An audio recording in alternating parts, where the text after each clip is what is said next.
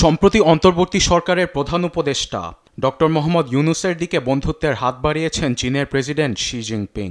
ভারতের seven sisters নিয়ে কথা বলেছেন দুই দেশের নেতা।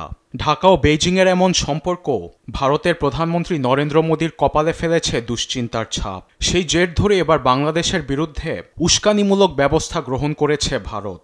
বহুল আলোচিত চিকেন স্নেক খ্যাত শিলিগুড়ি করিডোরে ব্যাপক নিরাপত্তা ব্যবস্থা জোরদার করেছে নয়াদিল্লি। ভারতীয় গণমাধ্যম ইন্ডিয়া টুডে বলছে, অত্যাধুনিক যুদ্ধাস্ত্রের পাশাপাশি বসানো হয়েছে ক্ষেপণাস্ত্র। সংবাদ মাধ্যমটি আরও বলছে, শিলিগুড়ি করিডোরকে নিজেদের শক্তিশালী প্রতিরক্ষা লাইন হিসেবে মনে করে ভারতীয় সেনাবাহিনী, যার জন্য কয়েক স্তরে নিরাপত্তা ব্যবস্থা মোতায়েন করেছে তারা।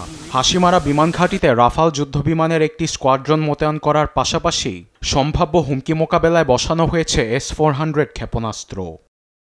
আঞ্চলিক হুমকির বিরুদ্ধে সতর্ক অবস্থানে রয়েছে Bharat. Belt and road initiative BRI এর মাধ্যমে বাংলাদেশে চীনের ক্রমবর্ধমান উপস্থিতি ও বাংলাদেশের অন্তর্বর্তীকালীন সরকারের প্রধান উপদেষ্টা মোহাম্মদ ইউনূসের সাম্প্রতিক মন্তব্য নিবিড়ভাবে পর্যালোচনা করছে নয়াদিল্লি। বেইজিংয়ের সঙ্গে ঢাকার সুসম্পর্ক নয়াদিল্লির জন্য শিলিগুড়ি করিডোরের নিরাপত্তার বিষয়ে চ্যালেঞ্জ তৈরির সম্ভাবনা দেখছেন ভারতীয় নিরাপত্তা বিশেষজ্ঞরা। তবে শিলিগুড়ি করিডোরের বিষয়ে এখন পর্যন্ত কোনো মন্তব্য করেনি বাংলাদেশ। আরবিদ আফসার, নিউজ ডেস্ক, দেশ টিভি।